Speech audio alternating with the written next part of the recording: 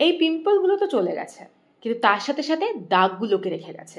আর এই দাগ দূর করার জন্যই আমি বেশ কিছুদিন হলো একটা রেমেডি করছি, আর রেজাল্টটাও বেশ ভালো পাচ্ছি। তাই ভাবলাম তোমাদের সাথেও আজকে এই দাগগুলোকে দূর করার রেমেডিটা শেয়ার করা যায়। হ্যাঁ, দোকান থেকে তো 500,000 টাকার কোনো ক্রিম কিনে আনতে বলবো না ঠিকই, কিন্তু এমনই একটা জিনিস আমরা এখানে প্রিপেয়ার করব যেটাতে তুমি পুরো দেখতে পাবে কিভাবে ফেসে থাকা মার্কগুলো তোমার আস্তে আস্তে ফেড অ্যাওয়ে হয়ে যাচ্ছে।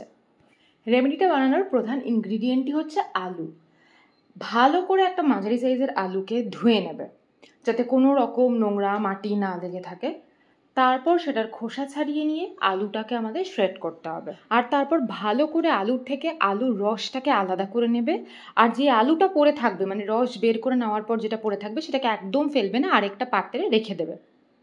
আলু রসের মধ্যে ভিটামিন সি আছে, মাইল্ড ব্লিচিং প্রপার্টিজ আছে, যেটা হাইপার পিগমেন্টেড স্কিনকে লাইট করতে অনেকটা সাহায্য করে। এরপর নেক্সট স্টেপ হচ্ছে আলুর রস যেটা পেলাম তার সাথে 1/2 থেকে 1 চামচ পরিমাণে আটা মেশাবো। আলুর রসের মধ্যে অ্যান্টিঅক্সিডেন্ট আর ভিটামিন সি ভর্তি, আর এখানে যে আটাটা ইউজ করছি না সেটা খুব মাইল্ডলি তোমার স্কিনকে এক্সফোলিয়েট করবে। অনেক সময় এরকম হয় যখন স্কিনে অলরেডি প্রচণ্ড পরিমাণে পিম্পল এক্সিস্ট করছে, তখন তুমি স্কিনে এমন কোনো হার্শ কিছু অ্যাপ্লাই করতে পারো না যেটা আরও স্কিনের কন্ডিশনটাকে ওয়ার্স করে দেবে।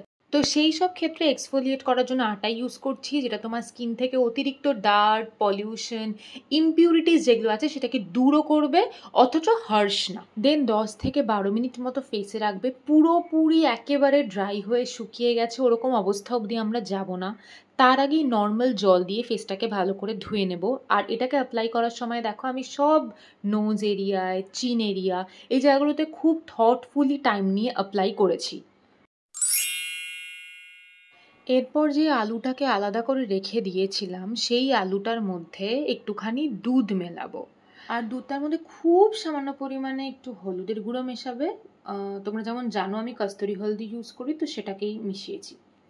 দেন কাজ হলো এটাকে পুরো ফেসে অ্যাপ্লাই করা। যেই জায়গাগুলো পিম্পল বা যেই এরিয়াগুলোতে আমাদের ওপেন পোর্সের সমস্যা আছে সেইখানে একটু এরকম থুপে থুপে এই আলুটাকে অ্যাপ্লাই করে দেবে। ডার্ক সার্কেল, স্কিনে থাকা কোনো দাগ, এগুলোকে দূর করতে আলু যে কতটা পোটেনশিয়াল এটা একবার এক্সপিরিয়েন্স না করা অবধি বুঝতে পারবে না।